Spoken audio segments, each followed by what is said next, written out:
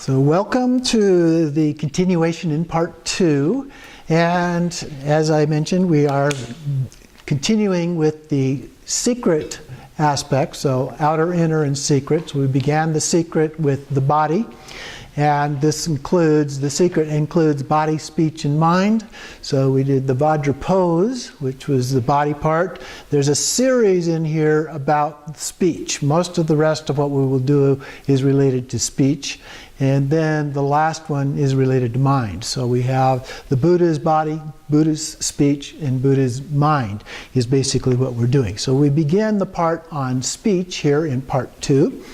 So on page 33 in Yeshe Lama, if you want to follow along with this, is training in speech. Second is training in speech. The reverberation of sound.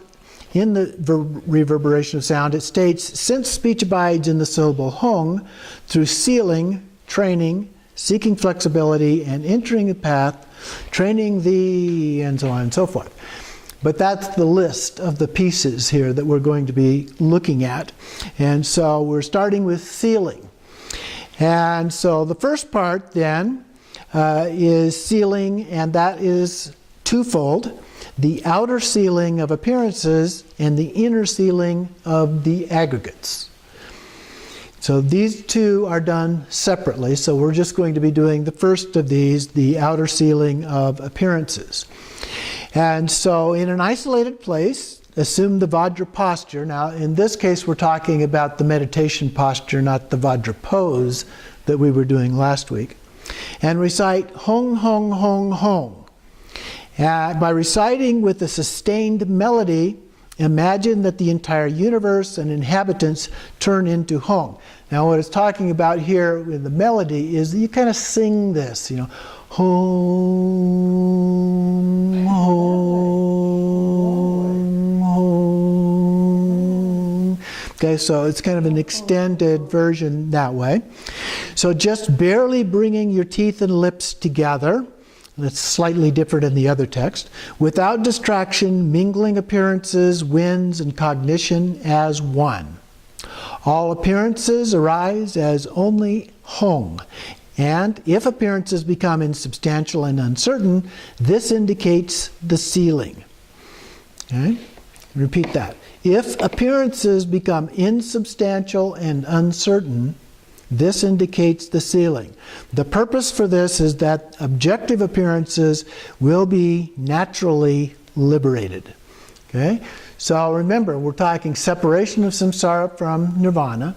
So the liberation is in fact that separation. So we're separating how we perceive our speech normally from the way a speech is done as a Buddha. We are Buddhas from this tradition. We are already Buddhas. We're not necessarily becoming Buddhas, but we are peeling away the shroud so that we can actually reveal the Buddha that we already are. And so we're doing that part of this. Now I'll go ahead with the Great Perfection part of this one. It's quite similar. This one starts with chapter 10. And that's on page 77. So the title of the chapter is Sealing Appearances and the Aggregates. And so again, it deals with both parts, but we're only going to do the first part, the appearances part. And I'm just going to highlight a few things here till I get to the actual description of it. But it says, begin with bodhicitta, the mind of enlightenment. So we always want to establish that. And it uses the quote here, I will bring all sentient beings to the state of perfect Buddhahood. To this end, I will listen to the sacred Dharma in the correct manner and put the teachings into practice. Now it then goes on and talks a little bit about this kind of thing, about receiving the teachings and the approach to doing that. And it quotes, doesn't say what the scripture is, but it quotes the scripture here. Having thoroughly gathered your thoughts, listen with completely altruistic attitude. Those with forgettable minds will not be blessed by Vajrasattva and other blissful ones. Okay? So the idea is that we receive these teachings with a sense of enthusiasm, okay, in our approach to this. And then it talks about some different tales of various individuals enduring all kinds of different hardships in order to receive teachings, and we've probably all heard different kinds of stories about individuals who have done that. But in contrast, we receive the profound and vast teachings of the great vehicle without having to undergo any hardships at all. Well, maybe we have a little bit, but certainly not the kind of things that are described in these stories. How wonderful. Receive them with a sense of delight and enthusiasm. How incredibly rare it is to have the good fortune to listen to and receive teachings on the Dharma. And then it gives some other stories here at the top of page 78. And then teaching the Dharma. Now remember last time we talked about teaching the Dharma from a Buddha perspective, and it said there were three sources, the Buddhas being the first one, the second one being foe destroyers. Here's the foe destroyers approach. Okay? So first, it was taught to the Buddhas using miraculous powers. Then next, the foe destroyers teach the Dharma with the three purities: the pure vessel, pure speech, and pure content. So the students, the teacher, and the content are represented by those three elements. So first, the teacher clairvoyantly examines the students to tell if they are fit vessels for the Dharma. Those who are fit vessels are then taken on as disciples. Now, traditionally, there was a fairly rigorous process, and there are many stories about people who went to a Lama to get teachings. They said no.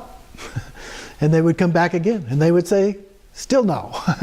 And they would come back a third time. And sometimes it was like kind of magic. You had to go at least 3 times so that they knew that you were really sincere about this kind of thing. But they would oftentimes refuse somebody who came in the beginning. Today, these are often taught in large groups. There's no examination of individual students, and whoever comes is given these teachings. So a little bit different than the way it has been done in the past. And so the pure meaning of the Dharma is imparted in an unmistakable and undiluted manner by the foe destroyers then, having done this examination. The foe destroyers do not teach via the three miraculous powers for several reasons. They're still subject to 4 factors that impede their understanding. The first one has to do with environmental circumstances such as location. Maybe they don't understand where you are to be able to go there to help you out. Okay, so they've got a limitation. Another example is temporal circumstances. They don't know what took place in the distant past to know how that might relate to what your needs are right now. A third factor are the circumstances of characteristics, being unaware of an infinite range of results that follow from the cause. So they may have some understanding of cause and effect, but not necessarily all of the potential results that could come from that. And then the fourth one has to do with the many teachings of the Buddhas that they do not yet comprehend. So they understand some of them, but not necessarily all of them. A lot of these things apply to me. There's a lot still that I have yet to understand as a part of this. And then it's and included in that is the teachings on Buddha nature. So in brief, there are 4 classes of individuals that are classified as not having the eyes to see Buddha nature. These 4 are worldly beings, listeners, solitary Buddhas, and bodhisattvas who have newly entered the great vehicle. So these refer to those who are in the classifications according to the Tibetan Buddhist point of view, the Shravakas and the Pitaka Buddhas, and then ultimately also the beginners in the path of the Bodhisattva. Okay? Because oftentimes in the Tibetan point of view, the Vajrayana is included in Mahayana, which is the Bodhisattva path, so there's overlap there. But when you're just at the very beginning of it, you may not have full realization yet, is basically what it's saying. So then it gets into the actual sealing appearances and the aggregates. So the first, and here it refers again to those vehicles, the first 8 vehicles of the 9, from the listener vehicle, the Shravakas, up to and including Ana Yoga, which is the completion stage practices, are merely paving the way and laying the foundation. So Ati Yoga, which is the 9th vehicle, is what brings the attainment of actual fruition. So here it says there are 4 preliminary practices. And then there are 2 further divisions into external sealing and internal sealing. So first sealing appearances and then the aggregates. So we begin here with sealing of appearances. It's very similar to what we saw in the Eshe-Lama text.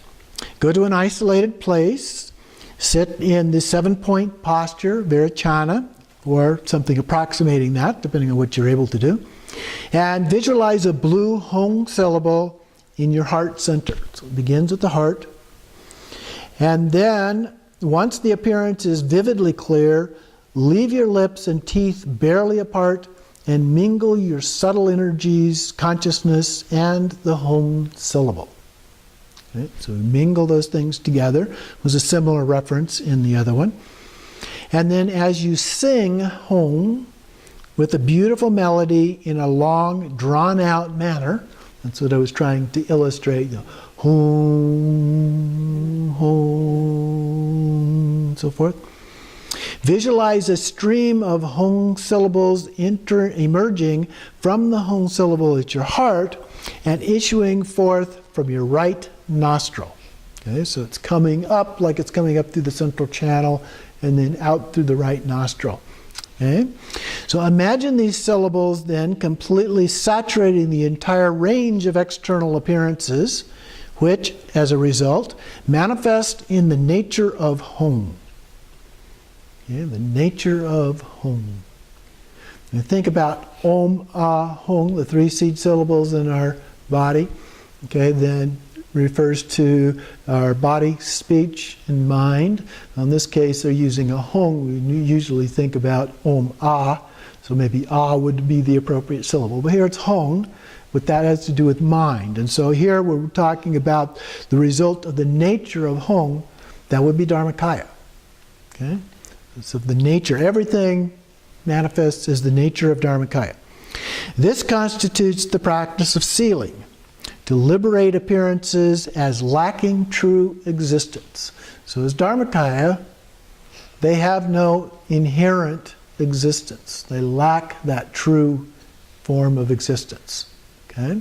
So this is the separation. We're seeing everything as having ordinary lack of true existence and actually transforming it then into the Hong, which is or represents true existence.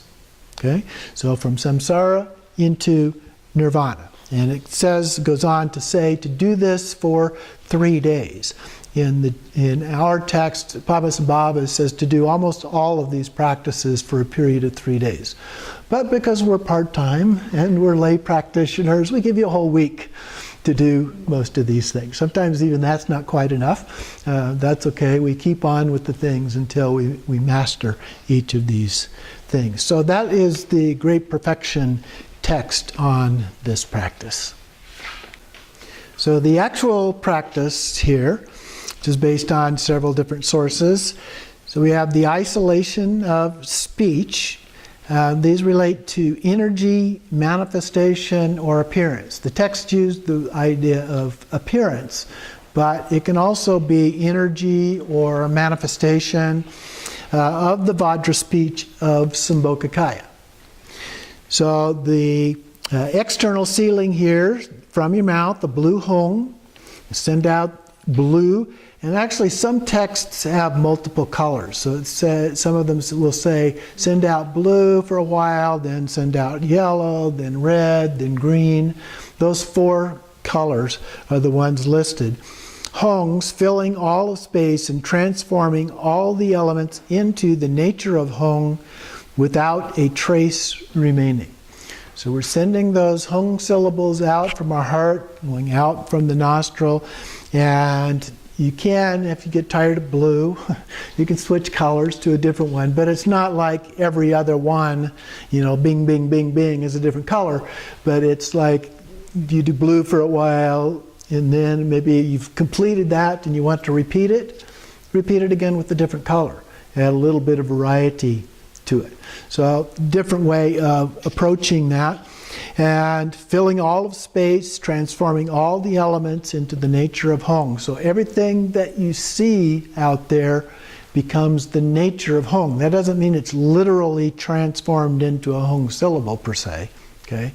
But the nature of Hong, the Dharmakaya, no intrinsic nature, okay? And so the transcendental aspect abide softly and deeply in Rigpa, pure awareness, beyond thoughts or concepts, even emptiness. Whatever arises is a manifestation of mind. It abides and self-liberates, let go and let be, with no attachment and no aversion. We've been getting very used to that statement. Post-meditation, when you've completed the practice, individual or collective, maintain the sense of separation between appearances, the way we normally see things, if you will, and the actual experience in your mind as you go about your day. And remind yourself as often as you can.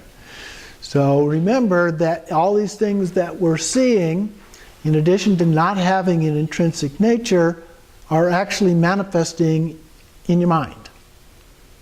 They are not the way they appear to be. Even from a modern Western scientific point of view, they are not the way they appear to be. They are not real in that sense. They don't have that nature about them. They're impermanent. They can be divided into parts and so forth. So because of that, they do not exist with a true nature. And that's the essence of what this is. Now, as we move into Dzogchen, that true nature is often described as like space. Not that it is space, but it's like space. And that means basically that you understand it to the point of not having to think about, oh, that's impermanent. Oh, that can be divided into parts. Oh, and so forth. You don't have to think about it. You know what that is. It's just like space. As you understand these different things. So that is the basic practice for this next week. Enjoy.